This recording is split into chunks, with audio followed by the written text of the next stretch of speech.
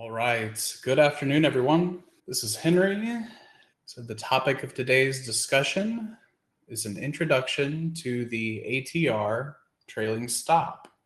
So, when this came up as a topic of discussion for today, I was happy to cover it and speak to it as it has been a big part of what I've been doing with my trading here lately. It's not terribly complex. So, that, of course, is part of what I enjoy about it as well.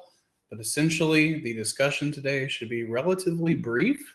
And then if you guys have any questions or anything you'd like to tack on to it, obviously I'd be happy to look at that. So as we get into the heart of the discussion, there are two primary things most traders are looking for when establishing a position. The first are levels. And while levels are a key part of making the ATR trailing stop work, they're a little bit outside the scope of this discussion, as there are nearly an infinite number of ways to find levels to act on. My two primary methods are voodoo lines and gamma levels, but that's just FYI, and wanted to let you know, you probably have a way that you're using levels as well, but then we're going to move on more, how to act on them. The second thing that we're looking for usually are triggers. So triggers, like levels, can have near infinite variations, but I like to keep mine as simple as possible and as tightly correlated to price as possible. Triggers are used because we know every level that we come up with will not always hold. I also like using the ATR trailing stop as one of my triggers because it's helpful in not only getting into a trade, but also the all-important exit. So again, a very basic indicator that's included on almost all platforms for free. And to understand the ATR trailing stop, we first have to look at the average true range. ATR is a technical analysis indicator that was introduced by J. Wells Wilder Jr. in his book New Concepts in Technical Trading Systems in 1978, that measures market volatility by decomposing the entire range of an asset price for a given period. So the average true range indicator is taken as the greatest of the following: the current high less the current low, the absolute value of the current high less the previous close, and the absolute value of the current low less the previous close. The ATR is then a moving average, generally using 14 bars of those true ranges. Now, again, you don't have to know all the math behind it. That's part of what is used to create it. And you can use a period shorter than 14 to generate more trading signals, while longer periods will generally have a higher probability to generate fewer signals. These are the settings that I like. So we're going to get into a few examples here. And of course, settings are kind of one of those things that aren't necessarily always going to be a holy grail. Like knowing exactly what I'm using is not going to solve every one of your trading problems. But at the same time, knowing that this is kind of a basic indicator, I spent a lot of time looking at it with all kinds of different settings to try and find where it worked best. Now, it's also worth pointing out that the product that you're studying it in, because everything's going to move a little bit different. But these 9, modified, 9, 2.9, long, and exponential is how I have the indicator set up to track the S&P. So I focus primarily on the S&P futures with this signal, though it can also be used in the SPX and in other products. But as there had been such a focus on zero-day trading, and with good reason, because there's a lot of opportunity in there, I was looking for something to help keep me, kind of oriented with that short-term view of that particular market. And these are the settings that I came up with. Now, maybe I do this a little bit of a weird way, but we're going to walk through it and just show you that the colors that I'm using for the buy and the sell may seem a little bit inverted, but I like thinking that the way they populate on the chart makes a lot of sense. Also, in the next slide, I'm going to show you that there is one alternate, and we'll talk about this in the workspace that we'll be using, but there is one other way of using this that expands the ATR out a little bit further, that essentially offers more leniency. This will make more sense once we look at it in this workspace I'm going to share with you. But essentially, those are the only two settings that I found to yield the best results, and also something that, again, has kind of the strict or the more standard approach. And then if you want to give yourself some wiggle room, I find that that is a meaningful adjustment. So this is what it looks like on a chart. And for those of you that are using Thinkorswim, I'm going to share a workspace with you that not only includes the ATR Trailing Stop and the way that I have it set up, but also includes a colored chart label for the average true range, which is just so you can know, okay, on this particular time frame, because the ATR is always going to be a product of the time frame you're looking at, right? That average true range is going to be very different on a daily chart than it would be on a 2-minute chart. But this is where I was showing you that, to me, this coloring makes the most sense, because here is where you get your sell, and then here is where you get your buy, right? In my mind, I'm always thinking, because I'm colorblind as well, which is also part of why I create color schemes the way that I do. But I also try to create mnemonics, which is just a way of saying, for me, a buy being blue is not, that makes a lot of sense. So I can see here where that indicator shifts to being blue, and that sets me up on the buy side, giving me, again, hopefully an area you've executed against already because you had a level. Now, this is interesting in the futures because it's just 4,000, right? You can see where this continuous futures contract, the front month everybody's trading right now, came down into 4K, tested it twice with those wicks, gets enough of a bid to clear the ATR that had kept things on the sell side. And then once that triggers, this is where you're trying to generally set your stop against. So this is what it's going to look like if you load up the chart workspace that I share with you.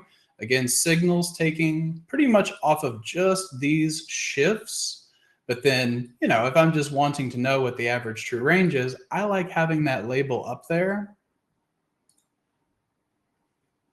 And now let's go back over and see how that is acting today. So you can see the trailing ATR, again, it shifted back here off of that little bit of 4K bid, and now has essentially done a bunch of nothing. But the way that you want to understand this workspace, let me go ahead and just share the link with you.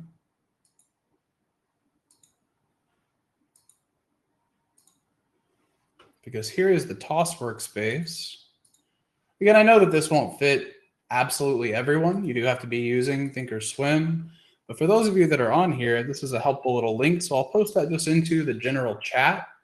And then, of course, if you're viewing this on a recorded webinar, you can just use, just type in the link there, and that'll take you into that shared workspace. So that's what I want you to be using, or essentially what we load up when you see this. Now, the way that we take this further and go on to make it useful and try to also keep ourselves in the best trends for the longest are the multiple time frames. So for multi-timeframe day trading use, I like looking at a 1, 2, and 3 minute chart. You could use a 5, you could use a 10, but for really what what I've really tried to drill down into for the most detailed view of the market that I enjoy trying to work with, these are the time frames that I'm working on. Now, after using that ATR for so long, and just because essentially the way that I would find settings I really liked is you would find days that do trend well. Like, maybe you have a little bit of a dip, what have you, but then the session just steadily continues to build. And then if you go out at the session highs, the idea would be that you did not want to see the indicator shift, right? That it stayed on that buy side throughout the entire period. And that's, again, where I found most of these to work the best. The 1 minute is going to be the most noisy, right? And for the most part, I'm really not using that 1 minute. I do keep it as part of the workspace because if you're wanting something that will get you in the fastest against a level, that's going to be it. But again, you are going to see more noise.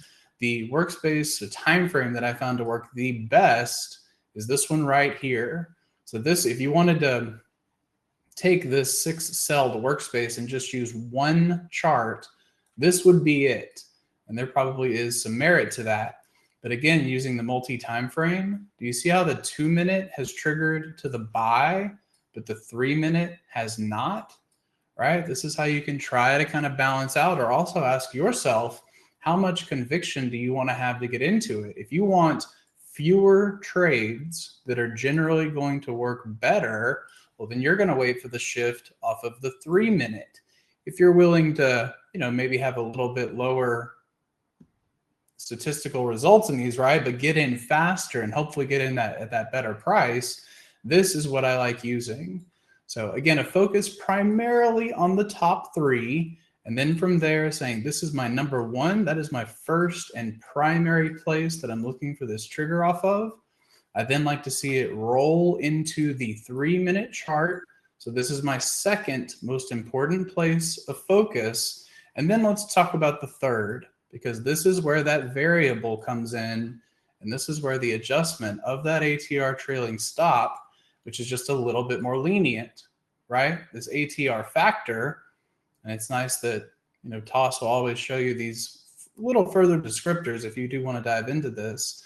But this is just how many, or what is the multiplier of the ATR? Because see here, I'm using the 9, which is a little bit faster than some of the stock settings, but that's the look back period. That's the number of bars that are going to be queried to create the trailing stop. And then if you're using the 2.9, which was my first suggested setting, again, that's going to be a little bit tighter than the 3.4. So do you see how this one too has not triggered? This is also a 2-minute chart, but those more lax settings still have bears in control.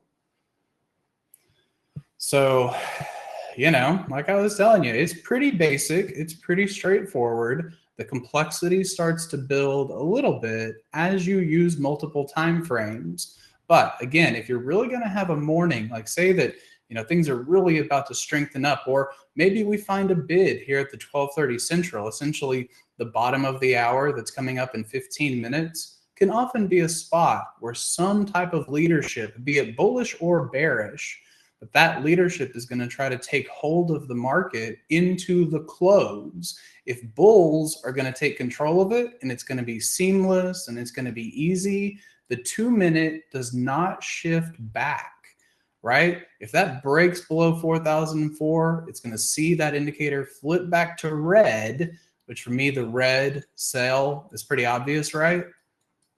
It's another thing where people can usually equate it pretty easy. Green usually used for the buys, but again, I use blue because it shows up a little bit better.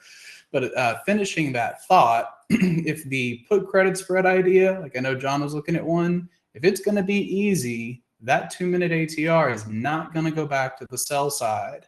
If you're going to see even like say bulls are actually going to get control of things, then this will shift and this will shift. And I don't want to see them turn back if that trend is going to continue into the close.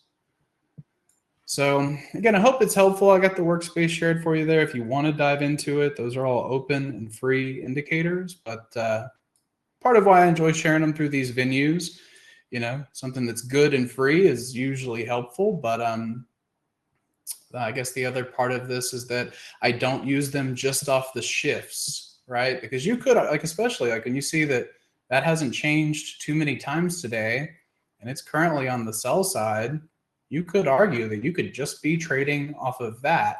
But I find them to be a little too sloppy for that.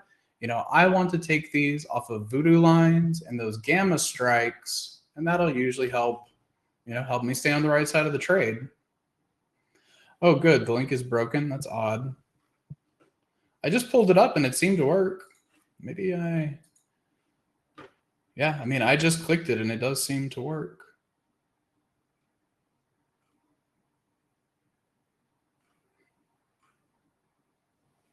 Okay, thank you, Alan. And of course, you can build it yourself as well. I always encourage traders to build it themselves, but I also thought trying to bring this in the most helpful way possible would have some, a few of the pre-configured settings. So I wanted to get that into the document. Also wanted to get it into a shared link. And if that's something you're interested in, should be able to get you off on the right foot. So worked for me. Paul, if it worked for me, it'll work for anyone. That's funny. But thank you for letting me know. And like I said, I think it's all good to go. It is still that current decision. You can see it's coming down in testing, the 4,004 now. So if that shifts and breaks, it's just going to end up making for a little bit more of a sloppy situation, more than likely. Coming back and looking at the ticks, kind of more of the same into negative 600.